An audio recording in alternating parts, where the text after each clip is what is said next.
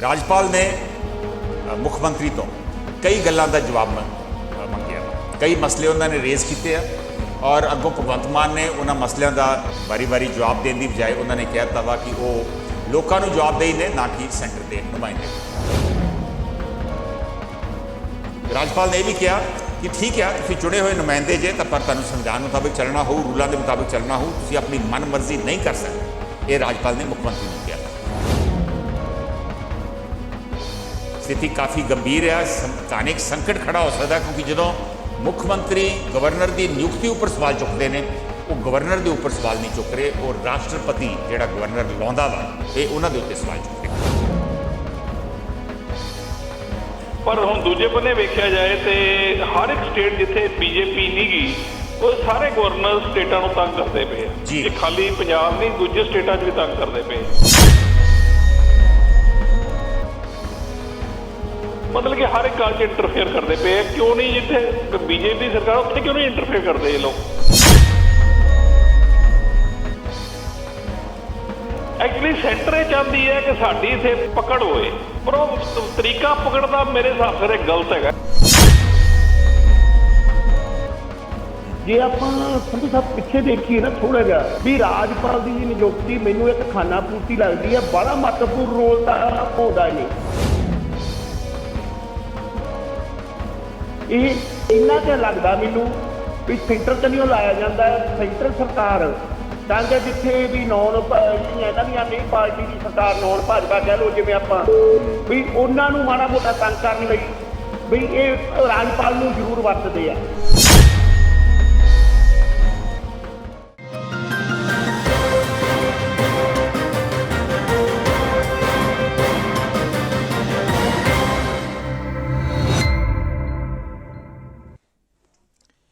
नमस्कार, अस्सलामुअलैकुम, सत श्री अकाल। मैं हाँ कंवर संधू। इस वे नॉर्थ अमेरिका है मंगलवार की शाम, भारत च बुधवार की सवेर, नानकशाही संमत 554 फग्गण की अज 3 तरीक है और तुसी देख रहे जे हैलो ग्लोबल पंजाब जो ग्लोबल पंजाब टीवी ते चैनल पंजाबी ते इस वे लाइव टैलीकास्ट है।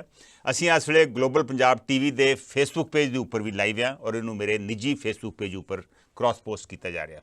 OTT प्लेटफॉर्म जियो TV ते डेली हंट उपर भी इस शो नू तुसी देख सकते जे। कॉल इन शो आ, कॉल करके तुसीं इहदे हिस्सा लै सकते जे और तुसीं फेसबुक के उपर अपने कॉमेंट्स भी छड्ड सकते जे और कुछ कॉमेंट्स असीं ਜਿਹੜੇ ਅੱਜ ਦੇ ਮਸਲੇ ਨਾਲ ਸੰਬੰਧਿਤ ਹੋਣਗੇ ਉਹਨਾਂ ਨੂੰ ਸਾਂਝੇ ਕਰਨ ਦੀ ਵੀ ਕੋਸ਼ਿਸ਼ ਕਰਦੇ ਹਾਂ। ਸਾਡੀ ਕੋਸ਼ਿਸ਼ ਹੁੰਦੀ ਆ ਕਿ ਇੱਥੋਂ ਦੇ ਮਸਲਿਆਂ ਬਾਰੇ ਜਿਹੜੇ ਬਾਹਰ ਵਾਸਤੇ ਪੰਜਾਬੀ ਨੇ ਉਹਨਾਂ ਨੂੰ ਜਾਣੂ ਕਰਵਾ ਸਕੀਏ ਤੇ ਬਾਹਰ ਵਾਸਤੇ ਪੰਜਾਬੀਆਂ ਦੇ ਜਿਹੜੇ ਪੰਜਾਬ ਬਾਰੇ ਵਿਚਾਰ ਨੇ ਉਹ ਅਸੀਂ ਤੁਹਾਡੇ ਨਾਲ ਸਾਂਝੇ ਕਰ ਸਕੀਏ। ਕਾਲ ਤੁਸੀਂ ਬਾਹਰੋਂ ਵੀ ਕਰ ਸਕਦੇ ਜੇ, ਨਾਰਥ ਅਮਰੀਕਾ ਤੋਂ, ਆਸਟ੍ਰੇਲੀਆ ਤੋਂ, ਯੂਰਪ ਤੋਂ ਕਿਤੋਂ ਵੀ ਔਰ ਇੰਡੀਆ ਤੋਂ ਵੀ ਤੁਸੀਂ ਕਾਲ ਕਰ ਸਕਦੇ ਜੇ। ਇਸੇ ਕਰਕੇ 2 ਨੰਬਰ ਦਿੱਤੇ ਗਏ ਨੇ, ਇੱਕ ਚੰਡੀਗੜ੍ਹ ਦਾ ਨੰਬਰ ਆ ਤੇ ਇੱਕ ਬਾਹਰ ਦਾ ਟੋਲ ਫ੍ਰੀ ਨੰਬਰ ਹੈ। ਸੋ ਕਾਲ ਜ਼ਰੂਰ ਕਰਿਓ।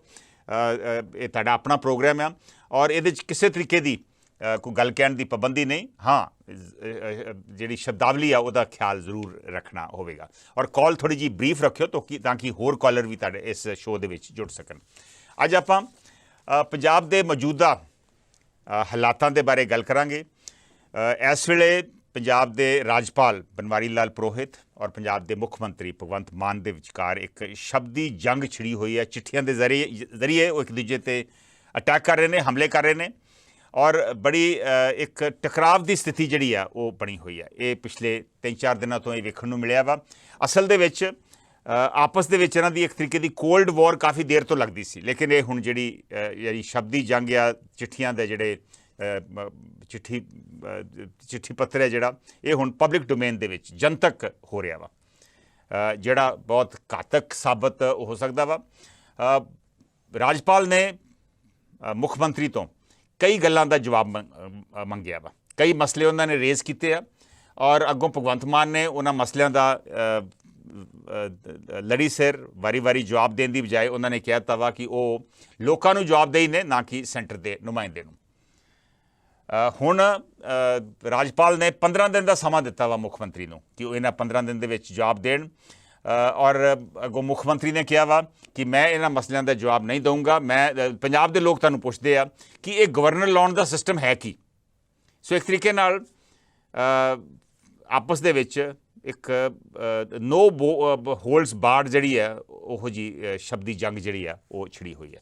अज आपां गल करांगे कि ये जिहड़ी एक संविधानिक संकट जिहा बनदा नज़र आ रहा वा, ਇਹਦੇ ਕੀ ਨਤੀਜੇ ਨਿਕਲ ਸਕਦੇ ਆ, ਇਹ ਪੰਜਾਬ ਵਾਸਤੇ ਇਹਦਾ ਕੀ ਮਤਲਬ ਆ, ਔਰ ਇਹ ਸਥਿਤੀ ਕਿੱਧਰ ਨੂੰ ਜਾ ਸਕਦੀ ਆ, ਇਹਦੇ ਬਾਰੇ ਆਪਾਂ ਅੱਜ ਗੱਲਬਾਤ ਕਰਾਂਗੇ। ਕਈ ਮਸਲਿਆਂ ਦੇ ਉੱਪਰ ਗਵਰਨਰ ਨੇ ਪੰਜਾਬ ਦੇ ਮੁੱਖ ਮੰਤਰੀ ਦਾ ਜਵਾਬ ਮੰਗਿਆ ਵਾ। ਉਹਨਾਂ ਨੇ ਕਿਹਾ ਵਾ ਕਿ ਜਿਹੜੇ ਸਿੰਗਾਪੁਰ 36 ਟੀਚਰ ਟ੍ਰੇਨਿੰਗ ਵਾਸਤੇ ਗਏ ਸੀ, ਉਹਨਾਂ ਦੀ ਸਿਲੈਕਸ਼ਨ ਦਾ ਕੀ ਕ੍ਰਾਈਟੇਰੀਆ ਸੀ। ਇਸ ਤੋਂ ਇਲਾਵਾ ਰਾਜਪਾਲ ਨੇ ਕਿਹਾ ਵਾ ਕਿ 2 ਲੱਖ ਦਲਿਤ ਵਿਦਿਆਰਥੀਆਂ ਦੇ ਵਜ਼ੀਫੇ ਜਿਹੜੇ ਰੁਕ ਗਏ ਨੇ, ਉਹ ਕਿਉਂ ਰੋਕੇ ਗਏ ਨੇ।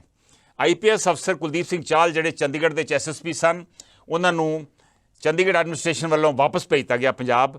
ਉਹਨਾਂ ਦੇ ਕੁਝ ਇਲਜ਼ਾਮ ਸਨ ਔਰ ਰਾਜਪਾਲ ਨੇ ਕਿਹਾ ਵਾ ਕਿ ਇਲਜ਼ਾਮਾਂ ਦੀ ਤੁਸੀਂ ਕੋਕ ਕਿਉਂ ਨਹੀਂ ਕੀਤੀ ਔਰ ਉਸ ਦੇ ਬਾਵਜੂਦ ਉਹਨੂੰ ਪ੍ਰਮੋਟ ਕਿਵੇਂ ਕਰਤਾ, ਔਰ ਫਿਰ ਜਲੰਧਰ ਲਾਤਾ ਜਿੱਥੇ ਗਵਰਨਰ ਨੇ ਜਾ ਕੇ ਉੱਥੇ 26 ਜਨਵਰੀ ਨੂੰ ਝੰਡਾ ਲਹਿਰਾਉਣਾ ਸੀ।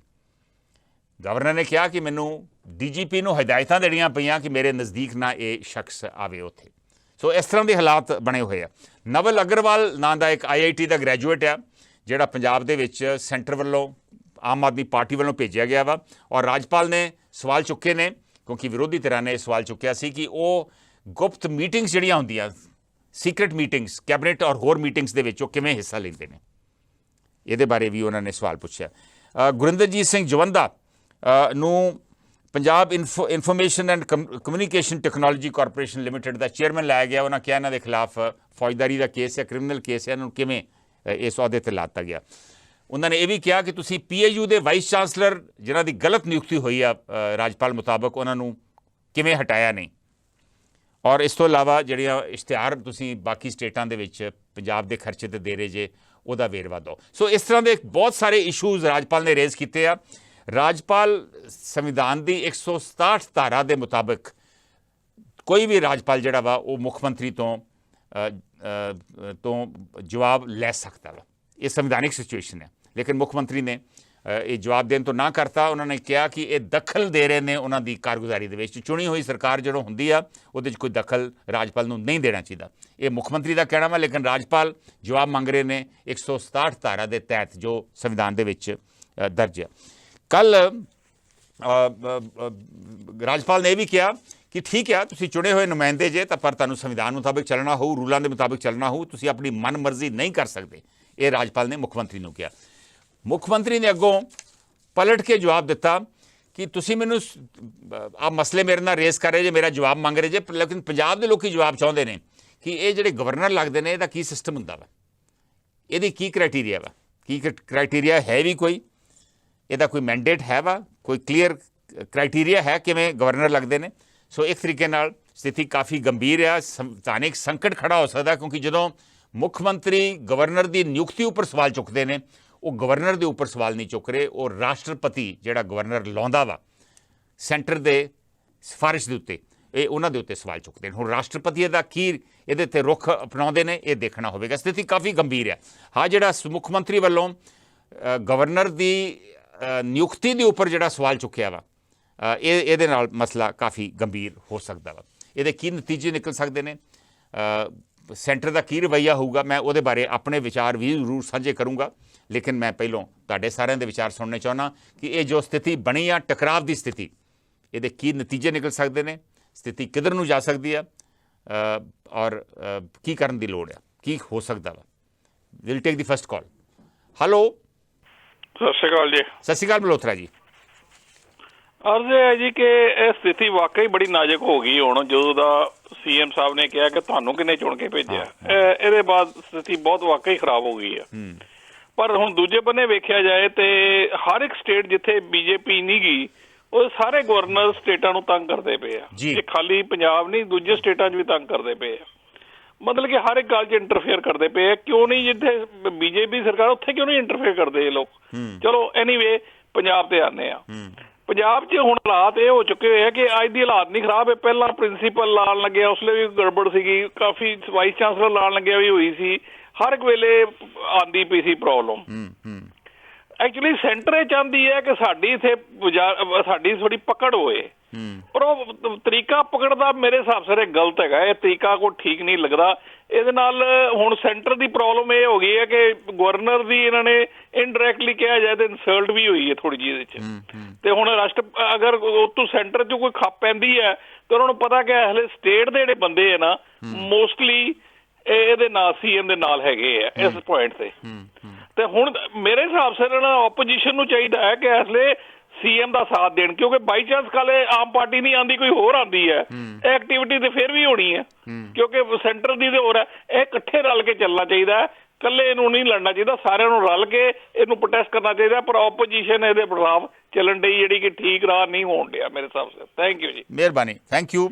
ਬਹੁਤ ਸਾਰੇ ਡਿਟੇਲਡ ਕਮੈਂਟ ਸਾਡੇ ਫੇਸਬੁੱਕ ਤੇ ਵੀ ਆਏ ਆ, ਇੱਕ ਇੱਕ ਕਰਕੇ ਮੈਂ ਸ਼ੇਅਰ ਕਰਦਾ ਵਾਂ। ਮਿਸਕੀ ਗੁਪਤਾ ਦਾ ਵਿਚਾਰ ਆਇਆ ਵਾ ਕਿ ਅਕਾਲੀ ਦਲ ਦੇ ਪ੍ਰਧਾਨ ਅਤੇ ਵਿਰੋਧੀ ਧਿਰ ਦੇ ਆਗੂ ਜੀ ਨੇ ਰਾਜਪਾਲ ਨੂੰ ਮੰਗ ਪੱਤਰ ਦਿੱਤਾ ਸੀ, ਉਸ ਤੋਂ ਬਾਅਦ ਇਹ ਪੁੱਛਿਆ ਗਿਆ ਕਿ ਸੁਖਬੀਰ ਸਿੰਘ ਬਾਦਲ ਅਤੇ ਪ੍ਰਤਾਪ ਸਿੰਘ ਬਾਜਵਾ ਜੀ ਪੰਜਾਬ ਦੇ ਵਸਨੀਕ ਹਨ, ਉਹਨਾਂ ਪੁੱਛਿਆ ਹੈ।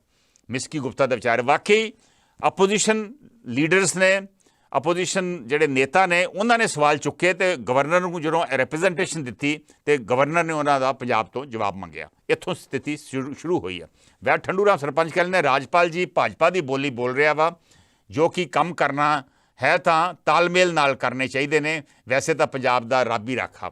ਵੈਦ ਠੰਡੂ ਰਾਮ ਸਰਪੰਚ ਦਾ ਕਮੈਂਟ ਹੈ। ਅਗਲਾ ਕਮੈਂਟ ਦੇਖਦੇ ਹਾਂ ਕੀ ਹੈ।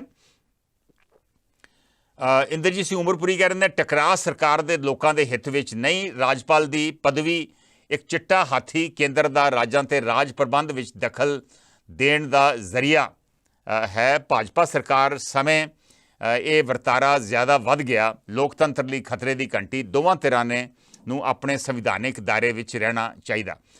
ਰਾਜਪਾਲ 167 ਦੇ ਤਹਿਤ ਇਨਫੋਰਮੇਸ਼ਨ ਮੰਗ ਸਕਦਾ ਵਾ, ਇਨਫੋਰਮੇਸ਼ਨ ਜ਼ਰੂਰ ਦੇਣੀ ਚਾਹੀਦੀ ਆ, ਪਰ ਕਈ ਮਸਲਿਆਂ ਦੇ ਵਿੱਚ ਫੋਰ ਐਗਜ਼ਾਮਪਲ ਸਿੰਗਾਪੁਰ ਕਿਵੇਂ ਟੀਚਰ ਭੇਜੇ ਗਏ, ਇਹਦੇ ਤੇ ਮੇਰਾ ਨਹੀਂ ਖਿਆਲ ਕਿ ਰਾਜਪਾਲ ਦੀ ਕੋਈ ਕਲੈਰੀਫਿਕੇਸ਼ਨ ਜਾਂ ਕੋਈ ਇਨਫੋਰਮੇਸ਼ਨ ਮੰਗਣੀ ਕੋਈ ਜਾਇਜ਼ ਹੈ। ਲੇਕਿਨ ਹਾਂ, ਕੁਝ ਮਸਲਿਆਂ ਦੇ ਉੱਪਰ ਉਹ ਇਨਫੋਰਮੇਸ਼ਨ ਮੰਗ ਸਕਦੇ ਆ ਔਰ ਇਨਫੋਰਮੇਸ਼ਨ 167 ਧਾਰਾ ਦੇ ਤਹਿਤ ਦੇਣੀ ਵੀ ਚਾਹੀਦੀ ਆ, ਇਹਦੇ 'ਚ ਕੋਈ ਸ਼ੱਕ ਨਹੀਂ। ਲੇਕਿਨ ਮੁੱਖ ਮੰਤਰੀ ਵੱਲੋਂ ਜਿਹੜਾ ਇਹ ਸਵਾਲ ਚੁੱਕਿਆ ਵਾ ਕਿ ਤੁਹਾਡੀ ਨਿਯੁਕਤੀ ਦੇ ਉੱਪਰ ਜਿਹੜੇ ਸਵਾਲ ਚੁੱਕੇ ਆ, ਰਾਜਪਾਲ ਦੀ ਨਿਯੁਕਤੀ ਤੋਂ ਜਿਹੜੀ ਧਾਰਾ 153 156 ਦੇ ਤਹਿਤ ਹੁੰਦੀ ਆ, ਉਹ ਇੱਕ ਤਰੀਕੇ ਨਾਲ ਰਾਸ਼ਟਰਪਤੀ ਦੇ ਉੱਤੇ ਸਵਾਲ ਨੇ। ਸੋ ਉਹ ਬਹੁਤ ਇੱਕ ਸੀਰੀਅਸ ਮਸਲਾ ਵਾ। ਪਤਾ ਨਹੀਂ ਉਹਨਾਂ ਨੂੰ ਕਿੰਨੇ ਵਿਚਾਰ ਦਿੱਤਾ ਕਿ ਇਹ ਕਰੋ, ਉਹਦੇ ਨਾਲ ਇੱਕ ਸੰਵਿਧਾਨਿਕ ਸੰਕਟ ਖੜਾ ਹੋ ਸਕਦਾ ਵਾ।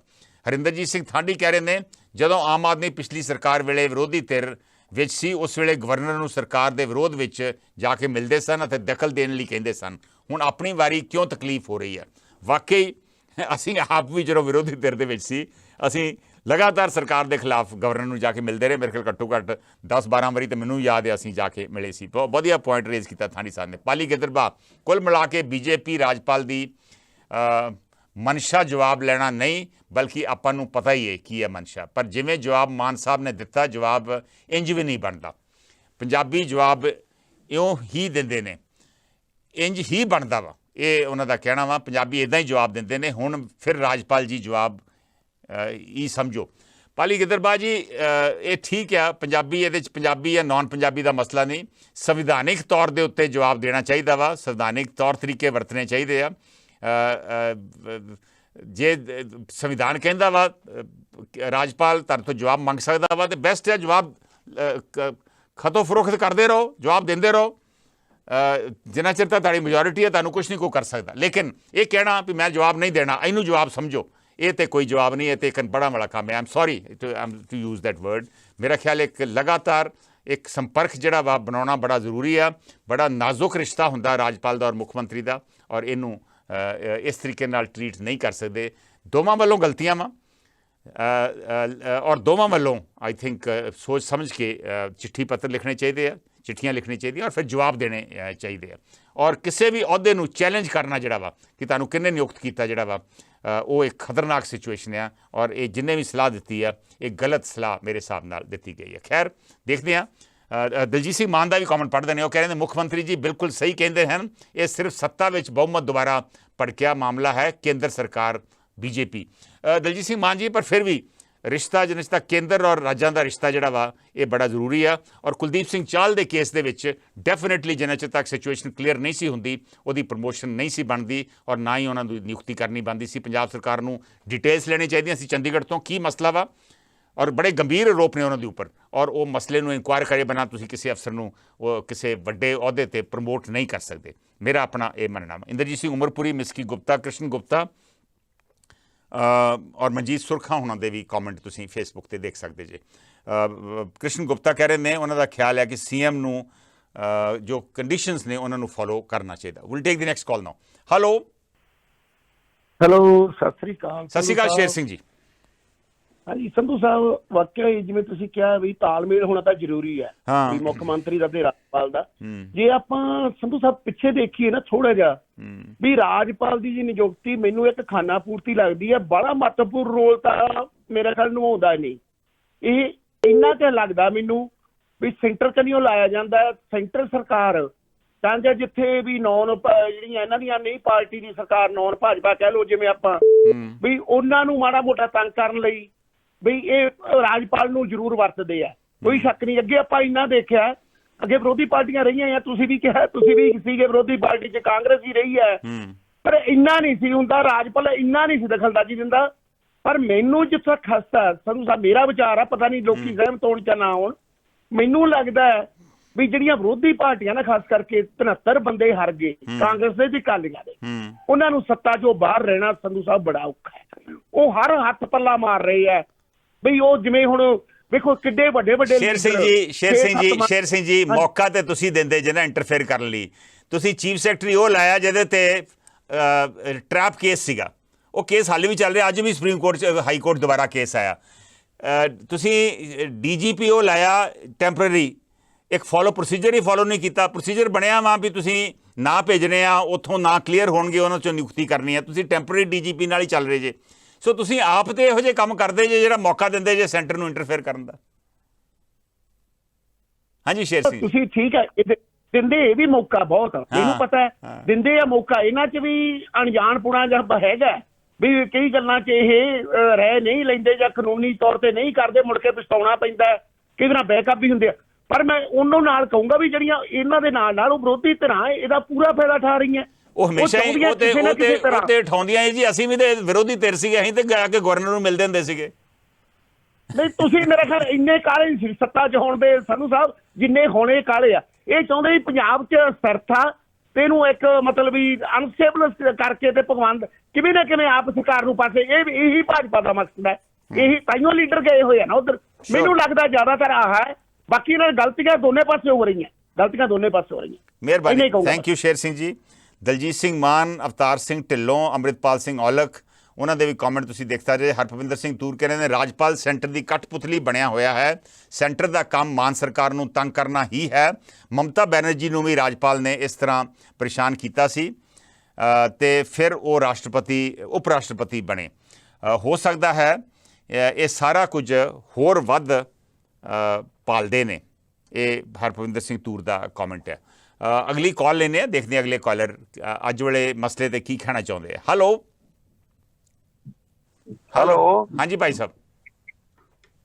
ਸੰਧੂ ਸਾਹਿਬ ਸਤਿ ਸ਼੍ਰੀ ਅਕਾਲ। ਸਤਿ ਸ਼੍ਰੀ ਅਕਾਲ ਜੀ ਸ਼ੇਰਗਿਲ ਜੀ।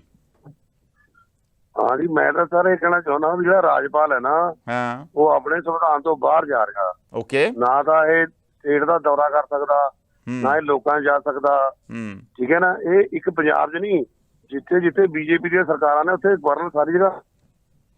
ਹਾਂਜੀ ਹਾਂਜੀ ਹਾਂਜੀ, ਗੱਲ ਪੂਰੀ ਕਰੋ।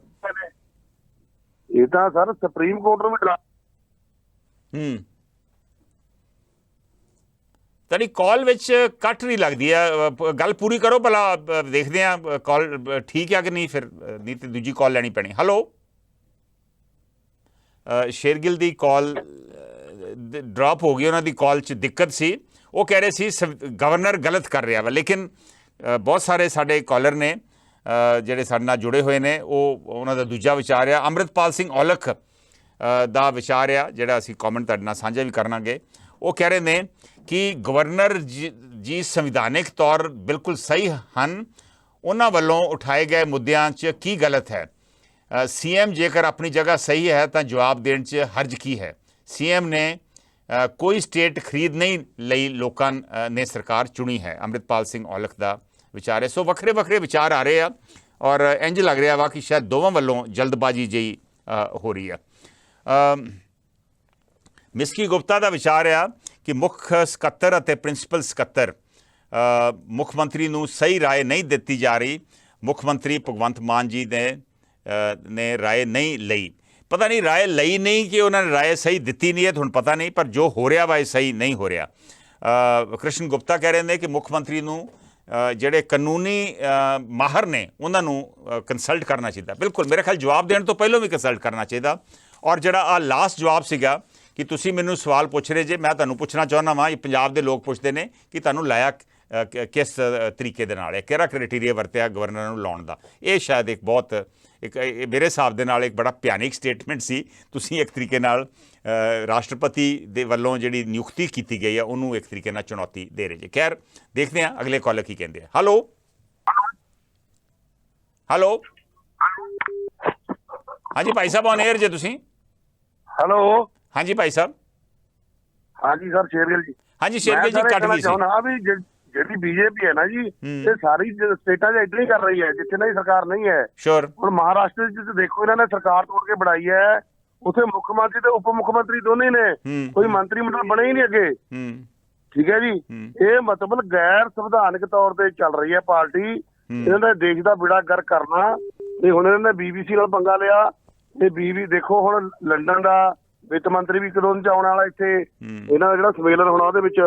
ਤੇ ਉਹ ਫਿਰ ਕੀ ਦੇਖੂ ਆ ਕੇ ਵੀ ਮੇਰੇ ਦੇਸ਼ ਦਾ ਜਿਹੜਾ ਮੀਡੀਆ ਉਹਦੇ ਤੇ ਭਾਰਤ ਸਰਕਾਰ ਛਾਪੇ ਮਾਰ ਰਹੀ ਹੈ। ਰਾਈਟ। ਠੀਕ ਹੈ ਜੀ, ਵੀ ਇਹ ਟੋਟਲ ਗੈਰ ਸੰਵਿਧਾਨਕ ਕੰਮ ਕਰ ਰਹੇ ਨੇ ਜਿਹੜੇ ਕਿ ਇਹ ਦੇਸ਼ ਦੇ ਹਿੱਤ ਵਿੱਚ ਨਹੀਂ ਹਨ। ਸ਼ੋਰ। ਇਹਦੇ ਨਾਲ ਇਹਨਾਂ ਦੀ ਬਾਹਰਲੀਆਂ ਕੰਟਰੀਆਂ ਦੇ ਵਿੱਚ ਵੀ ਥੂ ਹੋ ਰਹੀ ਹੈ, ਦੇਸ਼ ਵਿੱਚ ਤਾਂ ਥੂ ਹੋ ਹੀ ਰਹੀ ਹੈ। ਸ਼ੋਰ। ਠੀਕ ਹੈ ਜੀ, ਇਹ ਤਾਂ ਹੁਣ ਲੋਕਾਂ ਨੂੰ ਸਮਝਣਾ ਪਊਗਾ 2024 ਚ ਇਹਨਾਂ ਦੀ ਗੱਡੀ ਲਾਈਨ ਤੋਂ ਆਊਟ ਕਰਨ। ਥੈਂਕ ਯੂ ਜੀ। ਥੈਂਕ ਯੂ ਸ਼ੇਰਗਿੱਲ ਜੀ। ਗੈਰ ਸੰਵਿਧਾਨਕ ਕੰਮ ਭਾਜਪਾ ਸਰਕਾਰ ਕਰ ਰਹੀ ਹੈ ਔਰ BBC ਦੇ ਦਫ਼ਤਰ ਤੇ ਜਿਹੜੇ IT ਰੇਡ ਨੇ ਉਹਨਾਂ ਦਾ ਉਹਨਾਂ ਜ਼ਿਕਰ ਕੀਤਾ, ਉਹਦੇ ਬਾਰੇ ਆਪਾਂ ਡੈਫੀਨੇਟਲੀ ਸੈਪਰੇਟਲੀ ਗੱਲ ਕਰਾਂਗੇ। ਅੱਜ ਉਹ ਮਸਲਾ ਨਹੀਂ ਹੈ। ਵੈਸੇ ਬਤੌਰ ਮੈਂ ਐਜ਼ ਪੱਤਰਕਾਰ ਮੈਂ ਇਹ ਜਿਹੜੇ ਰੇਡਸ ਹੋਏ ਆ ਇਹਨਾਂ ਦੀ ਮੈਂ ਸਖਤ ਨਿਖੇਧੀ ਕਰਦਾ, ਗਲਤ ਮੇਰੇ ਹਿਸਾਬ ਦੇ ਨਾਲ। ਪਰ ਆਪਾਂ ਅੱਜ ਦੇ ਮਸਲੇ ਤੇ ਆਉਂਦੇ ਆ, ਜਿਹੜਾ ਟਕਰਾਅ ਦੀ ਸਥਿਤੀ CM ਔਰ ਗਵਰਨਰ ਦੇ ਵਿਚਕਾਰ ਬਣੀ ਹੋਈ ਹੈ। ਦਲਜੀਤ ਸਿੰਘ ਮਾਨ ਦਾ ਕਮੈਂਟ ਆਇਆ, ਸੰਵਿਧਾਨ ਵਿੱਚ ਜੋ ਵੀ ਲਿਖਿਆ ਹੈ BJP ਉਸ ਨੂੰ ਮੰਨ ਨਹੀਂ ਰਹੀ। ਕਿ ਭਾਰਤ ਦੇ ਰਾਸ਼ਟਰਪਤੀ ਨੇ BJP ਨੂੰ ਕਿਸੇ ਸਵਾਲ ਦਾ ਜਵਾਬ ਲੈਣ ਲਈ ਕਿਹਾ ਹੈ? ਇਹ ਦਲਜੀਤ ਸਿੰਘ ਮਾਨ ਜੀ ਪਤਾ ਨਹੀਂ ਵੀ ਕੀ ਰਾਸ਼ਟਰਪਤੀ ਨੇ BJP ਨੂੰ ਕੁਝ ਸਵਾਲ ਜਵਾਬ ਕੀਤਾ ਕਿ ਨਹੀਂ ਕੀਤਾ, ਕਿਉਂਕਿ ਇਹ ਜਿਹੜੀ ਕਨਵਰਸੇਸ਼ਨ ਹੁੰਦੀ ਆ ਜਾਂ ਜਿਹੜੀ ਖਤੋ ਫਰੋਖਤ ਹੁੰਦੀ ਆ ਇਹ ਗੁਪਤ ਹੁੰਦੀ ਆ। ਇਹ ਨੋਰਮਲੀ ਬਾਅਦ 'ਚ ਪਤਾ ਲੱਗਦਾ ਹੁੰਦਾ ਕਈ ਸਾਲਾਂ ਦੇ ਬਾਅਦ। ਔਰ ਇਹ ਬੜੀ ਭਿਆਨਕ ਸਿਚੁਏਸ਼ਨ ਇੱਥੇ ਬਣ ਗਈ ਆ ਕਿ ਜੋ ਵੀ ਖਤੋ ਫਰੋਖਤ ਹੋ ਰਹੀ ਆ ਇਹ ਮੀਡੀਆ ਦੇ ਜ਼ਰੀਏ ਪੰਜਾਬ ਦੇ ਵਿੱਚ ਹੋ ਰਹੀ ਆ, ਔਰ ਟਵਿੱਟਰ ਦੇ ਜ਼ਰੀਏ ਜਾਂ ਫੇਸਬੁੱਕ ਦੇ ਜ਼ਰੀਏ ਜਾਂ YouTube ਦੇ ਤਹਿਤ ਇਹ ਸਭ ਕੁਝ ਜਿਹੜੇ ਖਤੋ ਫਰੋਖਤ ਹੈ ਇਹ ਓਪਨ ਹੋ ਰਹੀ ਆ। ਨਾਰਮਲੀ ਇਹ ਰਿਸਟ੍ਰਿਕਟਡ ਕਮਿਊਨੀਕੇਸ਼ਨ ਹੁੰਦੀ ਆ ਔਰ ਇਸ ਤਰ੍ਹਾਂ ਬਾਹਰ ਨਹੀਂ ਆਉਣੀ ਚਾਹੀਦੀ। ਮੀਨਵਾਈਲ ਦਰਸ਼ਨ ਧਾਲੀਵਾਲ ਦਾ ਵਿਚਾਰ ਆਇਆ ਵਾ ਕਿ supreme court, election commission, president, ਇਹਨਾਂ ਸਾਰੀਆਂ ਜਿਹੜੀਆਂ ਦੇ ਅਹੁਦੇ ਨੇ, ਇਹਨਾਂ ਦੀ ਅਥਾਰਟੀ ਜਿਹੜੀ ਆ ਇਹਨੂੰ ਕਮਜ਼ੋਰ ਕੀਤਾ ਜਾ ਰਿਹਾ ਵਾ। ਇਸ ਵੇਲੇ ਮੁਲਕ ਦੀ ਜਿਹੜਾ ਲੋਕਤੰਤਰ ਆ ਉਹ ਖਤਰੇ ਦੇ ਵਿੱਚ ਆ। ਇਹ ਦਰਸ਼ਨ ਧਾਲੀਵਾਲ ਦਾ ਕਮੈਂਟ ਆ। ਮਨਜੀਤ ਸੁਰਖਾ ਕਹਿ ਰਹੇ ਨੇ ਸਾਰਾ ਆਵਾ ਹੀ ਉੱਤਿਆ ਪਿਆ ਵਾ, ਕੋਈ ਵੀ ਘੱਟ ਨਹੀਂ। ਹਰਦੀਪ ਸਿੰਘ ਸੋਢੀ ਦਾ ਵਿਚਾਰ ਆ ਕਿ ਗਲਤ ਦੋਵੇਂ ਹੀ ਹਨ, 100% ਇਹਨਾਂ ਚੋਂ ਕੋਈ ਵੀ ਠੀਕ ਨਹੀਂ। ਹਰਦੀਪ ਸਿੰਘ ਸੋਢੀ ਦਾ ਵਿਚਾਰ ਆ। ਨਰਿੰਦਰਪਾਲ ਸਿੰਘ ਵੀ ਸਾਡੇ ਨਾਲ ਜੁੜ ਗਏ ਨੇ, ਸਵਾਗਤ ਹੈ ਉਹਨਾਂ ਦਾ। ਸਤਿੰਦਰ ਕੌਰ ਕਹਿ ਰਹੇ ਨੇ ਇਹੋ ਹੀ ਹਾਲਾਤ, ਟਕਰਾਅ ਦੀ ਸਥਿਤੀ ਦਿੱਲੀ 'ਚ ਵੀ ਹੈ ਜਿੱਥੇ ਲੈਫਟੀਨੈਂਟ ਗਵਰਨਰ ਔਰ ਮੁੱਖ ਮੰਤਰੀ ਦੇ ਵਿਚਕਾਰ ਉੱਥੇ ਵੀ ਟਕਰਾਅ ਹੈ। ਅਵਤਾਰ ਸਿੰਘ ਢਿੱਲੋਂ ਕਹਿ ਰਹੇ ਨੇ ਮੁੱਖ ਮੰਤਰੀ ਦਾ ਜਵਾਬ ਦੇਣ ਦਾ ਤਰੀਕਾ ਬੜਾ ਅਜੀਬ ਜਿਹਾ ਹੈ, ਬਿਨਾਂ ਸੋਚੇ ਸਮਝੇ ਜਵਾਬ ਦਿੱਤਾ ਲੱਗਦਾ ਹੈ। ਇਹ ਅਵਤਾਰ ਸਿੰਘ ਢਿੱਲੋਂ ਦਾ ਕਮੈਂਟ ਹੈ। ਮੈਂ ਪ੍ਰੋਗਰਾਮ ਦੇ ਅਖੀਰ ਦੇ ਵਿੱਚ ਆਪਣੇ ਵਿਚਾਰ ਵੀ ਜ਼ਰੂਰ ਦੱਸੂੰਗਾ ਕਿ ਕੀ ਸਥਿਤੀ ਕੀ ਹੈ ਔਰ ਕੀ ਪ੍ਰੋਸੀਜਰ ਫੋਲੋ ਹੁੰਦਾ ਗਵਰਨਰ ਔਰ ਮੁੱਖ ਮੰਤਰੀ ਦੇ ਵਿਚਕਾਰ, ਕੀ ਨਾਰਮਲੀ ਪ੍ਰੋਸੀਜਰ ਫੋਲੋ ਹੁੰਦਾ। ਮੈਂ ਬਤੌਰ ਜਰਨਲਿਸਟ ਮੇਰਾ ਐਕਸਪੀਰੀਅੰਸ ਕਾਫੀ ਆ ਔਰ ਮੈਂ 5 ਸਾਲ ਐਜ਼ ਐਨ MLA ਵੀ ਦੇਖਿਆ ਵਾ। ਅਸੀਂ ਵੀ ਜਾਂਦੇ ਰਹੇ ਹਾਂ ਗਵਰਨਰ ਕੋਲ ਵਿਰੋਧੀ ਧਿਰ ਵਜੋਂ, ਸੋ ਮੈਂ ਉਹਦੇ ਬਾਰੇ ਵੀ ਸਮਝਾਊਂਗਾ ਔਰ ਇਹਦੇ ਨਤੀਜੇ ਕੀ ਨਿਕਲ ਸਕਦੇ ਮੈਂ ਇਹਦੇ ਬਾਰੇ ਵੀ ਸ਼ੋਅ ਦੇ ਵਿੱਚ ਜ਼ਰੂਰ ਗੱਲ ਕਰੂੰਗਾ। ਮਿਸਕੀ ਗੁਪਤਾ ਦਾ ਵਿਚਾਰ ਸਾਹਮਣੇ ਆਇਆ ਵਾ। ਉਹ ਕਹਿ ਰਹੇ ਨੇ ਜਦੋਂ ਕੇਂਦਰ ਵਿੱਚ ਕਾਂਗਰਸ ਦੀ ਸਰਕਾਰ ਸੀ ਉਸ ਸਮੇਂ ਪੰਜਾਬ ਵਿੱਚ ਵੀ ਕਾਂਗਰਸ ਦੀ ਸਰਕਾਰ ਸੀ। ਪਾਣੀਆਂ ਦੇ ਮਸਲੇ ਤੇ ਵਿਧਾਨ ਸਭਾ ਵਿੱਚ ਮਤਾ ਪਾਸ ਕੀਤਾ ਗਿਆ। ਉਸ ਸਮੇਂ ਇੰਜ ਲੱਗਦਾ ਸੀ ਕਿ ਰਾਜਪਾਲ ਦਸਤਖਤ ਨਹੀਂ ਕਰਨਗੇ, ਪਰੰਤੂ ਕੈਪਟਨ ਅਮਰਿੰਦਰ ਸਿੰਘ ਨੇ ਸਿਆਣਪ ਵਰਤੀ, ਦਸਤਖਤ ਕਰਵਾ ਲਏ। ਨਹੀਂ, ਦਸਤਖਤ ਨਹੀਂ ਸੀ ਹੋਏ ਮਿਸਕੀ ਗੁਪਤਾ ਜੀ। ਇੱਥੇ ਮਤਾ ਪਾਸ ਕੀਤਾ ਗਿਆ, ਮਤਾ ਜਿਹੜਾ ਵਾ ਉਹ ਰਾਜਪਾਲ ਨੂੰ ਭੇਜਿਆ ਗਿਆ ਤੇ ਰਾਜਪਾਲ ਨੇ ਉਹਨੂੰ ਰਾਸ਼ਟਰਪਤੀ ਨੂੰ ਭੇਜਤਾ ਸੀ। ਉਦੋਂ ਫਿਰ ਮਸਲਾ ਜਿਹੜਾ ਵਾ ਇਹ ਕੇਂਦਰ ਦੇ ਕੋਲ ਚਲਾ ਗਿਆ, ਫਿਰ ਪ੍ਰੈਜ਼ੀਡੈਂਸ਼ੀਅਲ ਰੈਫਰੈਂਸ ਹੋਈ ਸੁਪਰੀਮ ਕੋਰਟ ਕੋਲ। ਸੋ ਉਹ ਮਸਲਾ ਉਸ ਤਰ੍ਹਾਂ ਉਹ ਟਰਨ ਉਹਨੇ ਲਈ ਸੀ, ਲੇਕਿਨ ਹੁਣ ਵਾਲੀ ਸਿਚੁਏਸ਼ਨ ਨਹੀਂ ਸੀ ਬਣੀ ਉਦੋਂ ਵੀ। ਮੀਨਵਾਈਲ ਮਨਜਿੰਦਰ ਸਿੰਘ ਦਾ ਕਮੈਂਟ ਆਇਆ ਵਾ ਕਿ ਰਾਜਪਾਲ ਰਾਜਨੀਤੀ ਤੋਂ ਉੱਪਰ ਉੱਠ ਕੇ ਪੰਜਾਬ ਦੇ ਲਈ ਕੰਮ ਕਰਨ, ਮੁੱਖ ਮੰਤਰੀ ਵੀ ਸੰਜਮ ਵਰਤਨ, ਹਾਲਾਤ ਠੀਕ ਨਹੀਂ। ਬਿਲਕੁਲ ਠੀਕ ਹੈ, ਸਿਆਣੀ ਸੀ ਗੱਲ ਕੀਤੀ ਹੈ ਮਨਜਿੰਦਰ ਸਿੰਘ ਨੇ। ਕਾਫੀ ਕਾਲਰ ਜੁੜੇ ਹੋਏ ਨੇ, ਸੋ ਮੈਂ ਹੁਣ ਇੱਕ ਇੱਕ ਕਰਕੇ ਕਾਲਸ ਲੈਣਾ। ਹੈਲੋ ਹੈਲੋ ਭਾਈ ਸਾਹਿਬ, ਤੁਸੀਂ ਔਨ 에ਅਰ ਜੇ, ਆਪਣਾ ਵਿਚਾਰ ਬਾਕੀਆਂ ਨਾਲ ਸਾਂਝਾ ਕਰੋ। ਹੈਲੋ ਹਾਂਜੀ ਹਾਂਜੀ, ਔਨ 에ਅਰ ਜੇ ਤੁਸੀਂ। ਟੀਵੀ ਦਾ ਵੋਲਿਊਮ ਹੌਲੀ ਕਰ ਲਓ ਔਰ ਫੋਨ ਤੇ ਆ ਜਾਓ। ਹਾਂਜੀ ਭਾਈ ਸਾਹਿਬ। ਹੈਲੋ ਵੀ ਜੀ। ਹਾਂਜੀ ਗੁਲਿੰਦਰ ਗਿੱਲ ਜੀ। ਭਾਈ ਸਾਹਿਬ ਤੁਹਾਡੇ ਗੁਲਿੰਦਰ ਜੀ, ਤੁਸੀਂ ਪੈਚ ਜੇ ਆਪਣੀ ਗੱਲ ਸ਼ੁਰੂ ਕਰੋ। ਹਾਂਜੀ ਵੀਰ ਜੀ, ਗੱਲ ਸੁਣ ਰਹੀ ਹੈ ਮੇਰੇ ਵੱਲ? ਤੁਹਾਡੀ ਆਵਾਜ਼ ਨਹੀਂ ਵੈਸੇ ਆ ਰਹੀ। ਹਾਂ ਸੁਣ ਰਹੀ ਜੀ ਆਵਾਜ਼, ਗੱਲ ਕਰੋ ਪੂਰੀ ਤੁਸੀਂ। ਹਾਂਜੀ ਵੀਰ ਜੀ, ਗੱਲ ਤਾਂ ਇਹ ਕਰਨੀ ਚਾਹੁੰਦੇ ਵੀ ਅਸੀਂ ਇੱਥੇ ਅਮਰੀਕਾ ਵਿੱਚ ਰਹਿੰਦੇ ਆ, ਸਾਡੇ ਥੋੜਾ ਸਿਸਟਮ ਡਿਫਰੈਂਟ ਆ ਜੀ। ਸਿਸਟਮ ਡਿਫਰੈਂਟ ਆ। ਲੇਕਿਨ ਗੱਲ ਇਹ ਹੈ ਕਿ ਵੀ ਜਦੋਂ ਬੰਦਾ ਚੋਣਾਂ ਜਿੱਤ ਕੇ ਆਉਂਦਾ, ਸਟੇਟ ਉਹਨੂੰ ਬਣਾਉਂਦੀ ਆ, ਕਿਉਂਕਿ ਜੇ ਯੂਨੀਅਨਸ ਆਫ ਸਟੇਟ ਆ ਫਿਰ ਤਾਂ ਸਟੇਟ ਇੰਡੀਪੈਂਡੈਂਟ ਹੁੰਦੀ ਆ ਆਪਣੇ ਡਿਸੀਜਨ ਬਣਾਉਣ ਨੂੰ। ਪਰ ਜਿਹੜਾ ਇੰਡੀਆ ਦੇ ਵਿੱਚ ਆਪਣਾ ਸੰਵਿਧਾਨ ਦੇ ਥਰੂ ਮਲਗੋਬਾ ਬਣਾਇਆ ਹੋਇਆ ਵੀ ਚਾਹੇ ਗਵਰਨਮੈਂਟ ਕੋਈ ਵੀ ਸਟੇਟ ਬਣਾ ਲਵੇ, ਸਟੇਟ ਉਹਨੂੰ ਕੰਟਰੋਲ ਕਰਕੇ, ਆਪਣੇ ਸੈਂਟਰ ਉਹਨੂੰ ਕੰਟਰੋਲ ਕਰਕੇ ਰੱਖੂਗਾ। ਵੈਸੇ ਰੀਲਿਮ ਜਦੋਂ ਬਣਾਈਆਂ ਸੀ ਨਾ, ਛੱਡ ਕੇ ਗਏ ਆ ਗੋਰੇ, ਉਹਨਾਂ ਨੇ ਆਪਣੀ ਖਾਤਰ ਬਣਾਈ ਸੀ। ਤੇ ਜਦੋਂ ਆਪਾਂ ਸੰਵਿਧਾਨ ਫਿਰ 1950 ਦੇ ਵਿੱਚ ਆਪਾਂ ਲਿਖ ਕੇ ਆਪਣਾ ਸੰਵਿਧਾਨ ਨਵਾਂ ਪਾਇਆ, ਉਹਨਾਂ ਵਾਲਾ ਛੱਡਿਆ, ਤੇ ਉਹਨਾਂ ਨੇ ਇਹ ਜਿਹੜੇ ਆਪਣੇ ਪੰਜਾਬ ਵਾਲੇ ਕਾਲੇ ਗੋਰੇ ਸੀ ਇੰਡੀਆ ਵਾਲੇ, ਇਹਨਾਂ ਨੇ ਰੱਖ ਲਿਆ ਵੀ ਇਹ ਤਾਂ ਗੱਲ ਬੜੀ ਵਧੀਆ, ਸਾਡੇ ਕੋਲੇ ਕੰਟਰੋਲ ਰਹੂਗਾ ਸਾਰੀਆਂ ਸਟੇਟਾਂ ਦਾ।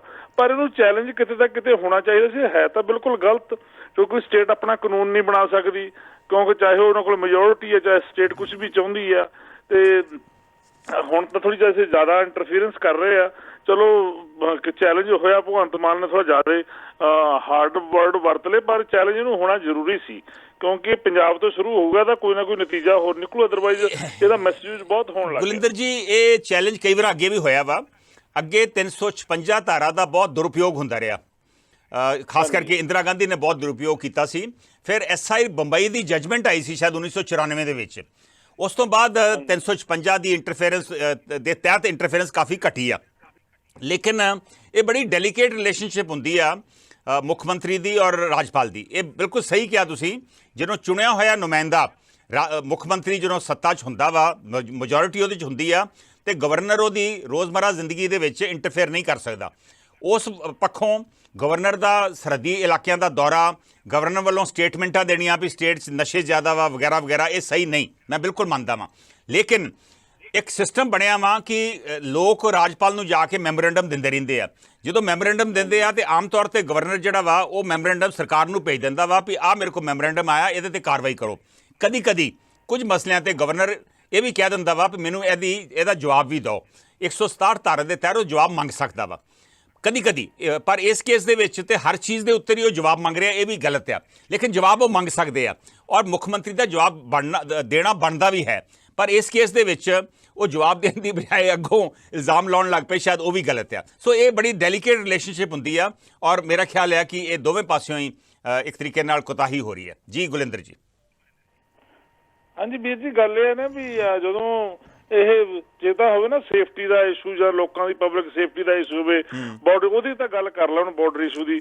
ਪਰ ਹੁਣ ਜੇ ਟੀਚਰ ਨਹੀਂ ਕਿਤੇ ਭੇਜ ਸਕਦੇ ਉਹਨਾਂ ਨੂੰ ਟ੍ਰੇਨਿੰਗ ਦੀ ਖਾਤਰ, ਕੱਲ ਨੂੰ ਤੁਸੀਂ ਉਹਨਾਂ ਦੇ ਫਿਰ ਖਾਣੇ ਵੀ ਗਿਣਨ ਲੱਗ ਜਾਓਗੇ, ਕਿਉਂਕਿ ਆਪਣੀ ਤਾਕਤ ਦਿਖਾ ਰਹੇ ਇੱਕ ਪਾਸੇ ਇਹ, ਕਿਉਂਕਿ ਇਹ ਬਣਾਏ, ਕਿਉਂਕਿ ਹਰ ਇੱਕ ਸਿਸਟਮ ਬਣਾਇਆ ਜਾਂਦਾ, ਜਿਹੜਾ ਸਿਸਟਮ ਆਪਣੇ ਇੰਡੀਆ ਵਿੱਚ ਬਣਿਆ ਇਵੈਂਚੁਅਲੀ ਇਹਨੇ ਚੈਲੰਜ ਤਾਂ ਹੋਣਾ ਹੀ ਆ, ਕਿਉਂਕਿ ਇਹ ਸਿਸਟਮ ਪਬਲਿਕ ਦੀ ਕੁਝ ਗੱਲਾਂ ਤੇ ਜਿਹੜੀਆਂ ਕੁਝ ਗੱਲਾਂ ਤੇ ਗੁਰਿੰਦਰ ਜੀ ਜਿਹੜੇ ਉਹਨਾਂ ਨੇ ਮੰਗੀਆਂ ਵਾ ਜਵਾਬ, ਉਹ ਬਿਲਕੁਲ ਗਲਤ ਆ। ਟੀਚਰਾਂ ਕਿਹੜੇ ਟੀਚਰ ਕਿਉਂ ਭੇਜੇ, ਕਿਵੇਂ ਸਿਲੈਕਸ਼ਨ ਹੋਈ, ਇਹ ਕੋਈ ਗੱਲ ਨਹੀਂ ਸੀ ਬਣਦੀ। ਲੇਕਿਨ ਜੇ ਇੱਕ ਸ਼ਖਸ ਆ ਨਵਲ ਅਗਰਵਾਲ, ਉਹ ਗੁਪਤ ਮੀਟਿੰਗਾਂ ਅਟੈਂਡ ਕਰਦਾ ਕਿਉਂਕਿ ਉਹਨੂੰ ਓਥ ਆਫ ਸੀਕ੍ਰੇਸੀ ਨਹੀਂ ਲਈ, ਉੱਥੇ ਗਵਰਨਰ ਸ਼ਾਇਦ ਜਵਾਬ ਮੰਗ ਸਕਦਾ ਮੁੱਖ ਮੰਤਰੀ ਤੋਂ। ਸੋ ਕੁਝ ਗੱਲਾਂ ਤੇ ਉਹ ਜਵਾਬ ਮੰਗ ਸਕਦਾ, ਕੁਝ ਗੱਲਾਂ ਦੇ ਵਿੱਚ ਮੇਰੇ ਖਿਆਲ ਬੇਲੋੜੀ ਇੰਟਰਫੇਰੈਂਸ ਹੈ। ਥੈਂਕ ਯੂ ਗੁਲਿੰਦਰ ਜੀ, ਤੁਸੀਂ ਵੀ ਆਪਣਾ ਵਿਚਾਰ ਦੱਸਿਆ। ਵਾਕਈ ਅਮਰੀਕਾ ਔਰ ਇੰਡੀਆ ਦਾ ਵੱਖਰਾ ਸਿਸਟਮ ਆ।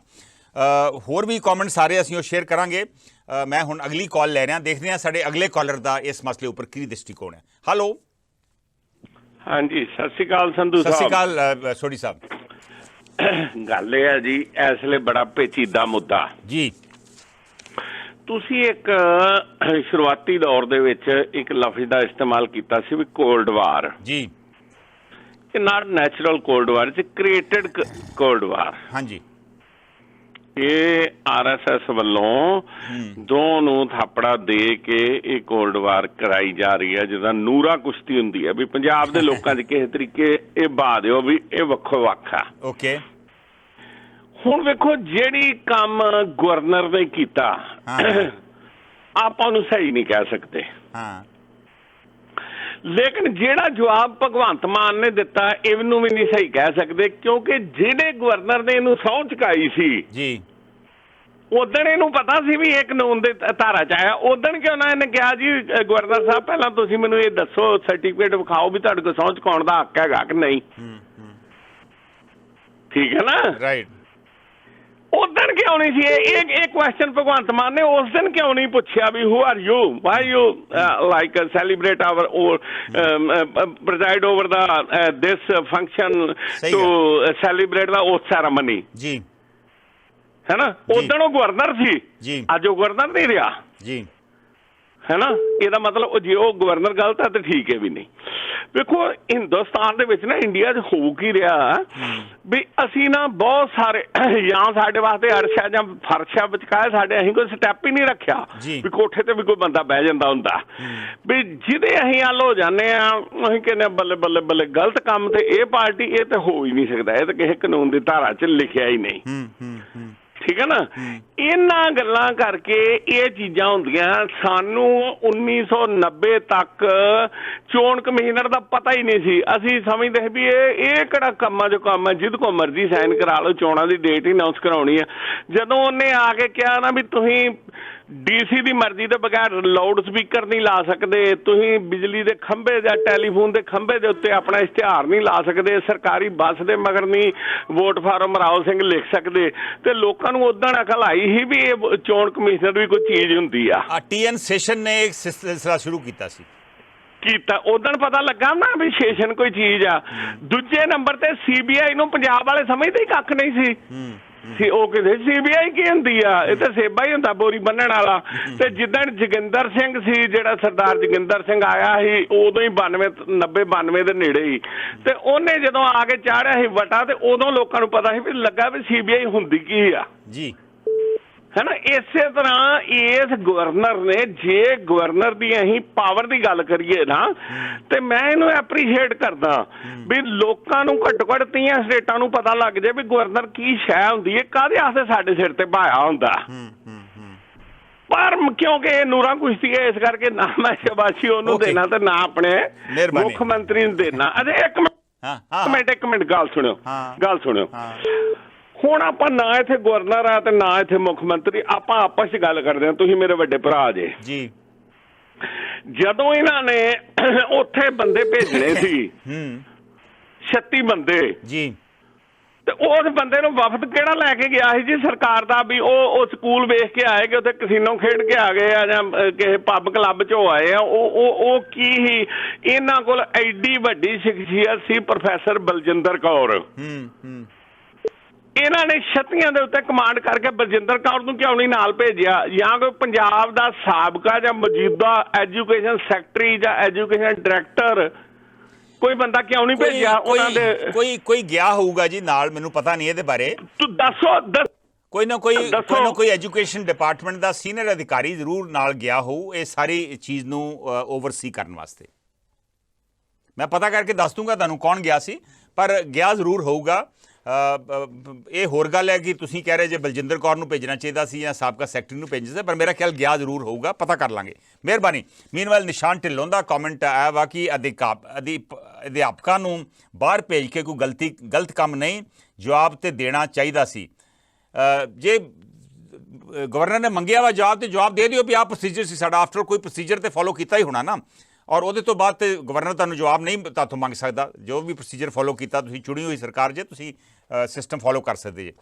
ਟਾਟਲਾ DS ਸਿੰਘ ਕਹਿ ਰਹੇ ਨੇ ਜੇ CM ਸਾਹਿਬ ਇਹਨਾਂ ਗੱਲਾਂ ਬਾਰੇ ਰਾਜਪਾਲ ਨਾਲ ਮਿਲ ਕੇ ਵਿਚਾਰ ਵਟਾਂਦਰਾ ਕਰ ਵੀ ਲੈਂਦੇ ਤਾਂ ਉਹਨਾਂ ਦੀ ਵਡੱਤਣ ਸੀ, ਨਾਲ ਹੀ ਇਸ ਵਾਦ ਵਿਵਾਦ ਤੋਂ ਬਚਿਆ ਜਾ ਸਕਦਾ ਸੀ। ਇਹ ਟਾਟਲਾ ਸਾਹਿਬ ਦਾ ਵਿਚਾਰ ਆ।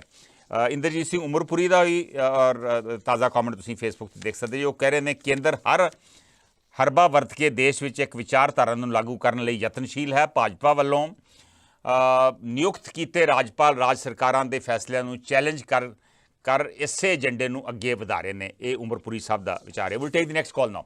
ਹੈਲੋ। ਹਾਂਜੀ, ਮੇਰੇ ਵੱਲੋਂ ਸਾਰੇ ਸਰੋਤਿਆਂ ਨੂੰ ਸਤਿ ਸ੍ਰੀ ਅਕਾਲ। ਸਤਿ ਸ੍ਰੀ ਅਕਾਲ। ਦੇਖੋ ਜੀ, ਕੌਣ ਬੋਲ ਰਹੇ ਜੀ? ਮਾਨ ਜੋ ਹੈ ਕੌਣ ਬੋਲ ਰਹੇ? ਉਹ ਕੌਣ ਬੋਲ ਰਹੇ? ਮੈਂ ਇਕਬਾਲ ਸਿੰਘ ਬੋਲਦਾ ਜੀ। ਹਾਂਜੀ ਇਕਬਾਲ ਜੀ। ਉਹ ਇਲੈਕਟ ਹੋ ਕੇ ਆਏ ਆ, 3 ਕਰੋੜ ਲੋਕਾਂ ਨੇ ਚੁਣਿਆ ਉਹਨਾਂ ਨੂੰ ਜੀ। ਗਵਰਨਰ ਸਾਹਿਬ ਸਿਲੈਕਟ ਹੋ ਕੇ ਆਏ ਆ, 2 ਜਾਂ 4 ਬੰਦਿਆਂ ਨੇ ਸਲਾਹ ਕੀਤੀ ਤੇ ਗਵਰਨਰ ਸਾਹਿਬ ਲਾਤੇ ਜੀ। ਠੀਕ ਹੈ, ਆਪਸ ਵਿੱਚ ਮਿਲ ਕੇ ਚੱਲਣਾ ਚਾਹੀਦਾ, ਲੇਕਿਨ ਗਵਰਨਰ ਸਾਹਿਬ ਹਰ ਗੱਲ ਦੇ ਵਿੱਚ ਦਖਲਅੰਦਾਜ਼ੀ ਕਰ ਰਹੇ ਹੈਗੇ ਆ। ਰਾਈਟ। ਠੀਕ ਹੈ, ਸਰਹੱਦੀ ਸੂਬੇ ਦਾ ਉਹਨਾਂ ਨੇ ਦੌਰਾ ਕੀਤਾ, ਉਦੋਂ ਵੀ ਨੁਕਤਾਚੀਨੀ ਹੋਈ ਸੀ, ਉਹ ਉਹਨਾਂ ਦਾ ਹੱਕ ਸੀ ਜੀ। ਉਹ ਅਸੀਂ ਇਹ ਵੀ ਸਮਝ ਸਕਦੇ ਵੀ ਉਹ ਮਾਨ ਸਾਹਿਬ ਦੀ ਮਦਦ ਕਰ ਰਹੇ ਆ। ਰਾਈਟ। ਬਾਕੀ ਸੈਂਟਰ ਗਵਰਨਮੈਂਟ ਆ, ਉਹ ਹੁਣ ਇਹ ਚਾਹੁੰਦੀ ਵੀ ਕਿਸੇ ਵੀ ਤਰੀਕੇ ਨਾਲ ਆਪ ਪਾਰਟੀ ਨੂੰ ਅੱਗੋਂ ਵਧਣਾ ਰੋਕਿਆ ਜਾਏ। ਖਾਸ ਕਰਕੇ ਕੇਜਰੀਵਾਲ ਜੋ ਆ ਉਹ ਇਮਾਨਦਾਰ ਹੈ ਔਰ ਭਗਵੰਤ ਮਾਨ ਵੀ ਇਮਾਨਦਾਰ ਹੈ, ਇਹਦੇ ਵਿੱਚ ਕੋਈ ਸ਼ੱਕ ਨਹੀਂ ਹੈਗਾ ਜੀ। ਉਹ ਇਸ ਪਾਰਟੀ ਨੂੰ ਰੋਕਣਾ ਚਾਹੁੰਦੇ ਹੈਗੇ ਆ, ਕਿਉਂਕਿ ਜਿਨ੍ਹਾਂ ਨੇ 1947 ਤੋਂ ਬਾਅਦ ਦੇਸ਼ ਨੂੰ ਲੁੱਟਿਆ ਕੁੱਟਿਆ, ਉਹਨਾਂ ਨੂੰ ਹੁਣ ਭਾਜਣਾ ਪਈਆਂ ਹੋਈਆਂ। ਦੇਸ਼ ਦੀ ਆਜ਼ਾਦੀ ਤੋਂ ਬਾਅਦ 92 ਆਪਣੇ MLA ਇੱਕ ਪਾਰਟੀ ਦੇ ਪਹਿਲੀ ਦਫਾ ਚੁਣੇ ਗਏ। ਮੈਂ ਪੰਡਿਤ ਜਵਾਹਰ ਲਾਲ ਨਹਿਰੂ ਤੋਂ ਲੈ ਕੇ ਮੋਦੀ ਸਾਹਿਬ ਤੱਕ ਸਭ ਨੂੰ ਸੁਣਿਆ ਹੈਗਾ। ਇਹ ਵਤੀਰਾ ਉਸੇ ਪਾਸੇ ਨੂੰ ਵੱਧ ਰਿਹਾ ਜਿਸ ਪਾਸੇ ਨੂੰ ਇੰਦਰਾ ਗਾਂਧੀ ਨੇ ਕਿਸੇ ਟਾਈਮ ਵਧਾਇਆ ਸੀ। ਤਰੀਕਾ ਥੋੜਾ ਜਿਹਾ ਬਦਲਿਆ ਹੋਇਆ ਹੈਗਾ। ਹੁਣ ਤੁਸੀਂ ਦਿੱਲੀ 'ਚ ਲੈ ਲਓ, ਜੰਗ ਸਾਹਿਬ ਨੇ ਥੋੜਾ ਤੰਗ ਕੀਤਾ ਕੇਜਰੀਵਾਲ ਨੂੰ, 400 ਫਾਈਲਾਂ ਪਈਆਂ ਰਹਿੰਦੀਆਂ ਸੀ, ਸਹਿਣ ਨਹੀਂ ਸੀ ਕਰਦੇ ਜੰਗ ਸਾਹਿਬ। ਅਖੀਰ ਜੰਗ ਸਾਹਿਬ ਆਪ ਹੀ ਛੱਡ ਕੇ ਦੌੜ ਗਏ। ਇਹ ਨਹੀਂ ਪਤਾ ਲੱਗਿਆ ਵੀ ਉਹ ਕਿਉਂ ਦੌੜੇ ਆ। ਹੁਣ ਦੇਖੋ, ਸਾਨੂੰ ਦਾਣੇ ਵੀ ਆਪਣਾ ਅਨਾਜ ਵੀ ਘਟਾ ਦਿੱਤਾ। ਗਵਰਨਰ ਸਾਹਿਬ ਨੇ ਆ ਜਿਹੜਾ ਹੁਣ ਸੈਸ਼ਨ ਚੱਲਣਾ ਸੀ ਵਿਧਾਨ ਸਭਾ ਦਾ, ਉਹ ਵੀ ਕੈਂਸਲ ਕਰਤਾ। ਸੋਣਾ ਇਹ ਚਾਹੀਦਾ 60-65 ਸਾਲ ਤੋਂ ਉੱਪਰ ਕਿਸੇ ਨੂੰ ਗਵਰਨਰ ਨਹੀਂ ਲਾਉਣਾ ਚਾਹੁੰਦਾ। ਇਹ ਸਿਆਸੀ ਲੋਕ ਜਿਹੜੇ ਤਾਂ ਨਿਕਲਦੇ ਹੀ ਨਹੀਂ ਹੈਗੇ। ਸ਼ੋਰ ਜੀ, ਥੈਂਕ ਯੂ ਇਕਬਾਲ ਜੀ।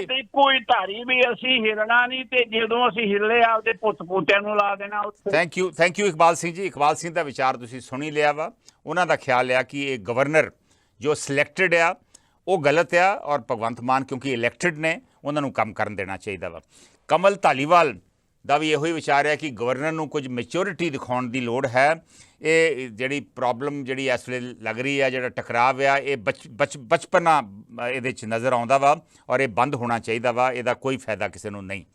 ਹਰਪਾਲ ਸਿੰਘ ਕਹਿ ਰਹੇ ਨੇ ਕਿ ਗੱਲ ਭਾਈ ਸਾਹਿਬ ਸੋਚਣ ਵਾਲੀ ਆ।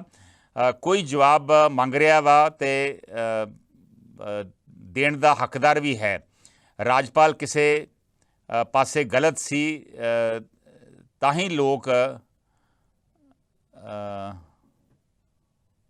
ਕਹਿ ਰਹੇ ਨੇ ਭਗਵੰਤ ਮਾਨ ਸਹੀ ਨੇ। ਹਰਪਾਲ ਸਿੰਘ ਦਾ ਇਹ ਵਿਚਾਰ, ਮੈਨੂੰ ਪੂਰੀ ਗੱਲ ਤੇ ਉਹਨਾਂ ਦੀ ਨਹੀਂ ਸਮਝ ਆਈ।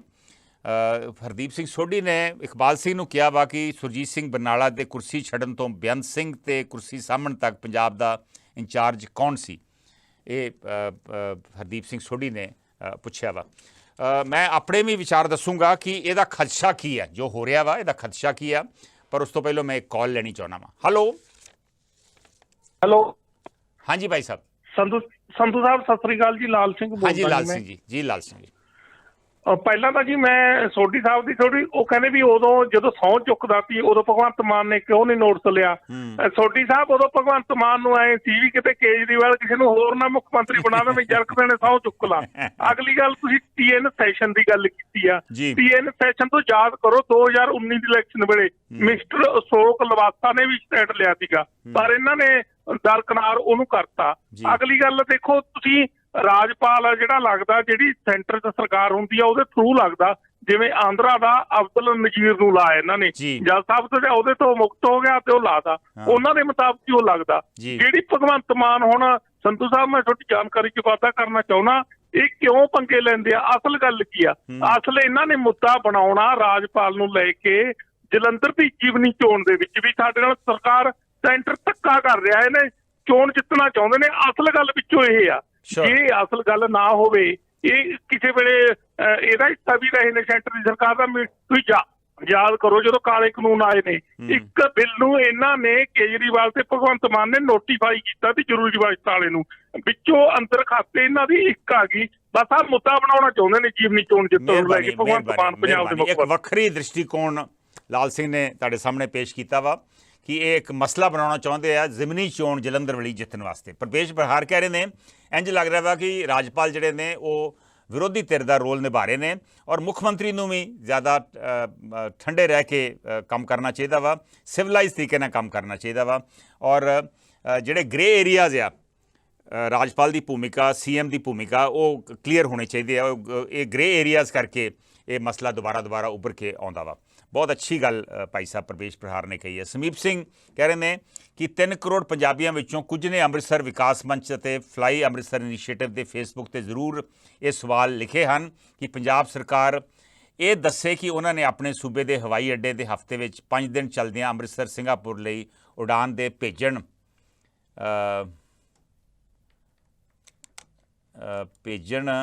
ਦੀ ਬਜਾਏ ਦਿੱਲੀ ਤੋਂ ਕਿਉਂ ਭੇਜੇ, ਜਿਹੜੇ ਆ 36 ਭੇਜੇ ਆ। ਬੱਸ ਨੂੰ ਅੰਮ੍ਰਿਤਸਰ ਹਵਾਈ ਅੱਡੇ ਤੇ ਪਹੁੰਚਣ ਵਿੱਚ ਦਿੱਲੀ ਨਾਲੋਂ ਸਮਾਂ ਅਤੇ ਤੇਲ ਵੀ ਘੱਟ ਲੱਗਣਾ ਸੀ। ਜਿਹੜੇ ਸਿੰਗਾਪੁਰ ਭੇਜੇ ਆ ਉਹ ਅੰਮ੍ਰਿਤਸਰੋਂ ਕਿਉਂ ਨਹੀਂ ਭੇਜੇ, ਦਿੱਲੀੋਂ ਕਿਉਂ ਭੇਜੇ ਆ? ਇਹ ਸਮੀਪ ਸਿੰਘ ਸਵਾਲ ਪੁੱਛ ਰਿਹਾ। ਬੜਾ ਇੰਟਰਸਟਿੰਗ ਸਵਾਲ ਆ ਕਿ ਅਸੀਂ ਜੇ ਪੰਜਾਬ ਦੀ ਹਿੱਤ ਦੀ ਗੱਲ ਕਰਦੇ ਹਾਂ ਤਾਂ ਇਹ ਵੀ ਪੰਜਾਬ ਦੀ ਹਿੱਤ ਦੀ ਗੱਲ ਹੈ ਵੀ ਇਹਨਾਂ ਨੂੰ ਦਿੱਲੀੋਂ ਕਿਉਂ ਭੇਜੇ ਸਿੰਗਾਪੁਰ ਜੇ ਤੁਸੀਂ ਅੰਮ੍ਰਿਤਸਰੋਂ ਭੇਜ ਸਕਦੇ ਸੀ। ਇਹ ਉਹਨਾਂ ਦੇ ਫਲਾਈ ਅੰਮ੍ਰਿਤਸਰ ਇਨੀਸ਼ੀਏਟਿਵ ਫੇਸਬੁੱਕ ਤੇ ਕਿਸੇ ਨੇ ਕਮੈਂਟ ਲਿਖਿਆ। ਮੈਂ ਇੱਥੇ ਗੱਲ ਕਰਨੀ ਚਾਹੁੰਦਾ ਵਾਂ 2 ਮਿੰਟ ਲਈ ਕਿ ਇਹਦਾ ਖਦਸ਼ਾ ਕੀ ਹੈ ਜੋ ਹੋ ਰਿਹਾ ਵਾ। ਮੈਨੂੰ ਲੱਗਦਾ ਵਾ ਕਿ ਜੇ ਇਹ ਟਕਰਾਅ ਵੱਧਦਾ ਗਿਆ ਪੰਜਾਬ ਸਰਕਾਰ ਔਰ ਕੇਂਦਰ ਵਿਚਕਾਰ, ਰਾਜਪਾਲ ਜਿਹੜਾ ਵਾ ਕੇਂਦਰ ਦਾ ਨੁਮਾਇੰਦਾ ਹੁੰਦਾ ਵਾ, ਔਰ ਜੇ ਟਕਰਾਅ ਵੱਧਦਾ ਗਿਆ ਤਾਂ ਇਹਦਾ ਖਦਸ਼ਾ ਇਹ ਵਾ ਕਿ ਅੱਗੇ ਹੀ ਪੰਜਾਬ ਨੂੰ ਫੰਡਾਂ ਦੀ ਘਾਟ ਆ। ਆਲਮੋਸਟ 3 ਲੱਖ ਕਰੋੜ ਦਾ ਕਰਜ਼ਾ ਵਾ ਅਤੇ ਫੰਡਸ ਆਉਣੇ ਬੰਦ ਹੋ ਜਾਣਗੇ। ਅੱਜ ਦੀਆਂ ਅਖਬਾਰਾਂ ਦੇ ਵਿੱਚ ਖਬਰ ਛਪੀ ਹੋਈ ਆ ਕਿ ਜਿਹੜਾ ਨੈਸ਼ਨਲ ਹੈਲਥ ਮਿਸ਼ਨ ਦੇ ਤਹਿਤ ਜਿਹੜਾ ਪੈਸਾ ਆਉਂਦਾ ਵਾ ਉਹ ਕੇਂਦਰ ਨੇ ਦੇਣ ਦੇ ਉੱਤੇ ਸਵਾਲ ਚੁੱਕੇ ਆ। ਉਹਨਾਂ ਨੇ ਕਿਹਾ ਵਾ ਕਿ ਜੇ ਤੁਸੀਂ ਪੁਰਾਣੇ ਹੈਲਥ ਸੈਂਟਰਸ ਨੂੰ ਆਮ ਆਦਮੀ ਕਲੀਨਿਕ ਬਣਾਤਾ ਵਾ, ਉਹਨਾਂ ਦਾ ਨਾਮ ਬਦਲਤਾ ਵਾ, ਅਤੇ ਅਸੀਂ ਤੁਹਾਨੂੰ ਪੈਸਾ ਕਿਉਂ ਦਈਏ? ਉਹ ਪੈਸਾ ਜਿਹੜਾ ਵਾ ਉਹ ਪੁਰਾਣੇ ਹੈਲਥ ਸੈਂਟਰਸ ਵਾਸਤੇ ਦਿੱਤਾ ਜਾਂਦਾ ਸੀ। ਸੋ ਇਹ ਇੱਕ ਕੰਮ ਸ਼ੁਰੂ ਹੋ ਗਿਆ। 550 ਕਰੋੜ ਰੁਪਈਆ ਅਗਲੀ ਇੰਸਟਾਲਮੈਂਟ ਆਉਣੀ ਸੀ, ਉਹ ਸ਼ਾਇਦ ਰੁਕ ਸਕਦੀ ਆ। ਸੋ ਇਹ ਇੱਕ ਸ਼ੁਰੂਆਤ ਆ। ਤੇ ਜੇ ਇਸ ਤਰ੍ਹਾਂ ਦਾ ਟਕਰਾਵ ਚੱਲਦਾ ਰਿਹਾ ਤੇ ਜਿਹੜਾ ਵੀ, ਕਿਉਂਕਿ ਬਹੁਤ ਸਾਰਾ ਪੈਸਾ ਕੇਂਦਰ ਦੀਆਂ ਸਕੀਮਾਂ ਦੇ ਤਹਿਤ ਸੀਟਾਂ ਨੂੰ ਆਉਂਦਾ, ਉਹ ਪੈਸਾ ਜਿਹੜਾ ਵਾ ਬੰਦ ਹੋ ਸਕਦਾ ਵਾ ਔਰ ਪੰਜਾਬ ਦੀ ਵਿੱਤੀ ਹਾਲਤ ਹੋਰ ਖਰਾਬ ਹੋ ਸਕਦੀ ਹੈ। ਇਹਦੇ ਨਾਲ ਜੇ ਇਹ ਟਕਰਾਅ ਵੱਧਦਾ ਗਿਆ ਤੇ ਸੈਂਟਰ ਦੀਆਂ ਏਜੰਸੀਆਂ CBI, ED ਵਗੈਰਾ ਜਿਹੜੀ ਆ ਉਹ ਹੋਰ ਦਖਲ ਦੇ ਸਕਦੀ ਆ। ਪੰਜਾਬ ਦੇ ਵਿੱਚ ਚੀਫ ਸੈਕਟਰੀ ਦੇ ਖਿਲਾਫ ਇੱਕ 2009 ਦਾ ਪੁਰਾਣਾ ਕੇਸ ਹੈ, ਟਰੈਪ ਕੇਸ ਸੀ। 2 ਲੱਖ ਰੁਪਈਆ ਰਿਸ਼ਵਤ ਲੈਂਦੇ ਉਹ ਫੜੇ ਗਏ ਸੀ। ਉਹ ਕੇਸ ਹਾਲੇ ਵੀ ਚੱਲ ਰਿਹਾ ਸੀ। ਵਿਜੀਲੈਂਸ ਨੇ ਕੇਸ ਰਜਿਸਟਰ ਕੀਤਾ ਸੀ, ਲੇਕਿਨ ਉਹਨੂੰ ਜਿਹੜੀ ਉਹਨਾਂ ਦੀ ਪ੍ਰੋਸੀਕਿਊਸ਼ਨ ਸੈਂਕਸ਼ਨ ਸੀ ਉਹ ਵਾਪਸ ਲੈ ਲਈ ਗਈ ਸੈਂਕਸ਼ਨ। ਲੇਕਿਨ ਕੱਲ੍ਹ ਫਿਰ ਹਾਈ ਕੋਰਟ ਦੇ ਸਾਹਮਣੇ ਇਹ ਮਸਲਾ ਆਇਆ ਵਾ ਔਰ ਇਹੋ ਜਿਹਾ ਮਸਲਾ ਕੇਂਦਰ ਇਹਦਾ ਫਾਇਦਾ ਉਠਾ ਕੇ ਕੇਂਦਰ ਉੱਤੇ CBI ਇਨਕੁਆਇਰੀ ਵੀ ਆਰਡਰ ਕਰ ਸਕਦੀ ਜੀ। ਸੋ ਬੜਾ ਹਾਸੋਹਾਣੀ ਸਿਚੁਏਸ਼ਨ ਹੋ ਜੂਗੀ ਕਿ ਜੇ ਪੰਜਾਬ ਦੇ ਮੁੱਖ ਸਕੱਤਰ ਦੇ ਉੱਪਰ ਤੁਸੀਂ ਐਂਟੀ ਕਰਪਸ਼ਨ ਦੀ ਗੱਲ ਕਰਦੇ ਜੇ, ਉਹਦੇ ਤੋਂ ਕਰਪਸ਼ਨ ਦਾ ਕੇਸ CBI ਰਜਿਸਟਰ ਕਰ ਦੇਵੇ। ਸਿਰਫ ਇਹੋ ਹੀ ਨਹੀਂ, ਜੇ ਕੇਂਦਰ ਦਖਲ ਦੇਣ ਲੱਗ ਪਿਆ ਤੇ ਇਸ ਵੇਲੇ ਜਿਵੇਂ DGP ਲਾਇਆ ਹੋਇਆ ਵਾ, ਉਹ ਵੀ ਸੰਵਿਧਾਨ ਮੁਤਾਬਕ ਨਹੀਂ। ਜੋ ਰੂਲਸ ਮੁਤਾਬਕ ਇਹ ਆ ਕਿ DGP ਵਾਸਤੇ ਤੁਹਾਨੂੰ ਨਾਂ ਭੇਜਣੇ ਪੈਂਦੇ UPSC ਨੂੰ। UPSC ਕਲੀਅਰ ਕਰਦੀ ਹੈ ਵੀ ਇਹਨਾਂ 'ਚੋਂ ਕੌਣ ਸ਼ਰਤਾਂ ਪੂਰੀਆਂ ਕਰਦਾ, 3 ਨਾਂ ਵਾਪਸ ਭੇਜਦੀ ਆ, ਉਹਨਾਂ 3 'ਚੋਂ 1 ਨੂੰ ਲਾਉਣਾ ਹੁੰਦਾ। ਲੇਕਿਨ ਤੁਸੀਂ ਨਾਂ ਹਾਲੇ ਤੱਕ ਨਾ ਭੇਜੇ ਆ ਔਰ ਤੁਸੀਂ ਐਡਹੌਕ DGP ਦੇ ਨਾਲ ਚੱਲ ਰਹੇ ਜੇ। ਇਹਦੇ ਤੇ ਵੀ ਕੇਂਦਰ ਜਿਹੜਾ ਵਾ ਕਿੰਤੂ ਪਰੰਤੂ ਕਰ ਸਕਦਾ ਔਰ ਤੁਹਾਨੂੰ ਹਦਾਇਤ ਦੇ ਸਕਦਾ ਵੀ DGP ਹਟਾਓ, ਰੈਗੂਲਰ DGP ਲਾਓ। ਸੋ ਇਹ ਜੇ ਦਖਲਅੰਦਾਜ਼ੀ ਜਿਹੜੀ ਆ ਇਹ ਸ਼ੁਰੂ ਹੋ ਗਈ, ਅੱਗੇ ਹੀ ਹੈ ਵਾ, ਜੇ ਹੋਰ ਵੱਧ ਗਈ ਤੇ ਕਿਸੇ ਵੀ ਸੂਬਾ ਸਰਕਾਰ ਵਾਸਤੇ ਸਥਿਤੀ ਕਾਫੀ ਗੰਭੀਰ ਹੋ ਸਕਦੀ ਆ। ਔਰ ਫਿਰ ਬਜਟ ਸੈਸ਼ਨ ਆਉਣਾ ਵਾ ਇਸ ਮਹੀਨੇ ਦੇ ਅਖੀਰ ਦੇ ਵਿੱਚ। ਹਰ ਸਾਲ ਦੇ ਪਹਿਲੇ ਸੈਸ਼ਨ ਜਿਹੜਾ ਵਾ ਉਹ ਰਾਜਪਾਲ ਦੇ ਭਾਸ਼ਣ ਤੋਂ ਸ਼ੁਰੂ ਹੁੰਦਾ। ਰਾਜਪਾਲ ਭਾਸ਼ਣ ਉਹੀ ਦਿੰਦਾ ਜੋ ਪੰਜਾਬ ਸਰਕਾਰ ਲਿਖ ਕੇ ਦਿੰਦੀ ਹੈ। ਕਿ ਇਹ ਰਾਜਪਾਲ ਜਿਹੜਾ ਵਾ ਪੰਜਾਬ ਸਰਕਾਰ ਦਾ ਭਾਸ਼ਣ ਪੜ੍ਹੂਗਾ? ਕਈ ਥਾਵਾਂ 'ਤੇ ਇਹ ਵੀ ਸਿਚੁਏਸ਼ਨ ਹੋਈ ਹੈ, ਰਾਜਪਾਲ ਨੇ ਉਹ ਭਾਸ਼ਣ ਪੜ੍ਹਨ ਤੋਂ ਨਾ ਕਰਤੀ, ਇੱਕ ਕੌਨਸਟੀਟਿਊਸ਼ਨਲ ਕ੍ਰਾਈਸਿਸ ਹੋ ਜਾਊਗਾ, ਸੰਵਿਧਾਨਿਕ ਸੰਕਟ ਹੋ ਜਾਊਗਾ। ਸੋ ਇਸ ਕਰਕੇ ਹਾਂ, ਕੁਝ ਲੋਕ ਇਹ ਵੀ ਆਂਦੇ ਆ ਵੀ ਇਹ ਰਾਸ਼ਟਰਪਤੀ ਸ਼ਾਸਨ ਲਾਉਣ ਦੀ ਗੱਲ ਸਿਚੁਏਸ਼ਨ ਤੁਰ ਰਹੀ ਹੈ। ਚਲੋ ਰਾਸ਼ਟਰਪਤੀ ਰਾਜ ਤੇ ਹਾਲੀ ਨਹੀਂ ਲੱਗ ਸਕਦਾ, ਬਹੁਤ ਜੇ ਲੱਗਾ ਵੀ ਤੇ ਹਾਲੀ ਬਹੁਤ ਦੇਰ ਨੂੰ ਲੱਗੂਗਾ, ਲੇਕਿਨ ਸਥਿਤੀ ਉਸ ਪਾਸੇ ਨੂੰ ਜ਼ਰੂਰ ਜਾ ਰਹੀ ਹੈ।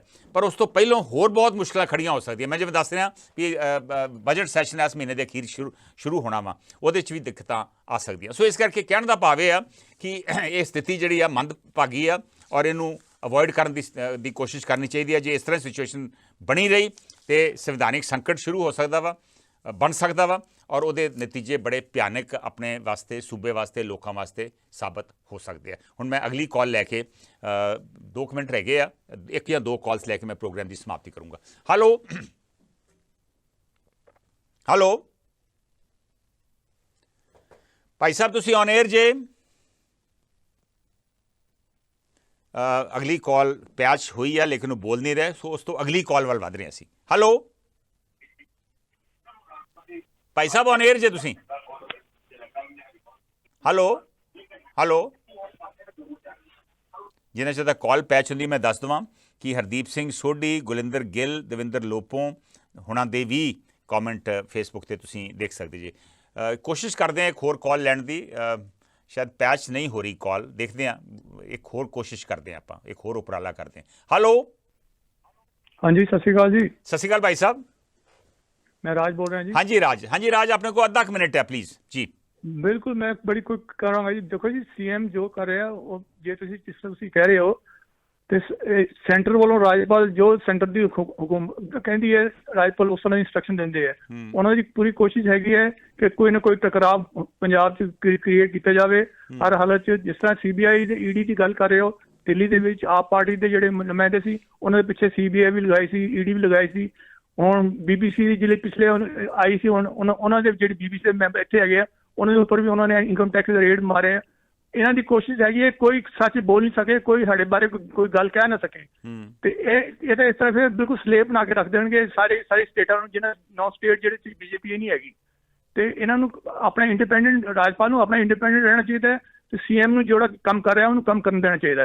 ਮੇਰੇ ਸਿਰਫ ਇਹਨਾਂ ਪਰ ਰਾਜ, ਤੁਹਾਨੂੰ ਨਹੀਂ ਲੱਗਦਾ ਕਿ CM ਨੂੰ ਵੀ ਆਪਣੇ ਜਵਾਬਾਂ ਦੇ ਵਿੱਚ ਥੋੜੀ ਜਿਹੀ ਸਹੀ ਸ਼ਬਦਾਵਲੀ ਵਰਤਣੀ ਚਾਹੀਦੀ ਔਰ ਸੰਵਿਧਾਨ ਦੀ ਧਾਰਾ ਦਾ ਵੀ ਖਿਆਲ ਰੱਖਣਾ ਚਾਹੀਦਾ ਕਿ ਜੇ CM ਤੋਂ ਰਾਜਪਾਲ ਜਵਾਬ ਮੰਗ ਰਿਹਾ ਵਾ ਤੇ ਜੇ ਉਹ ਜਵਾਬ ਮੰਗ ਸਕਦਾ ਵਾ ਸੰਵਿਧਾਨ ਮੁਤਾਬਿਕ, ਤੇ ਮੈਨੂੰ ਜਵਾਬ ਦੇਣਾ ਚਾਹੀਦਾ। ਤੁਹਾਨੂੰ ਨਹੀਂ ਇਹ ਲੱਗਦਾ?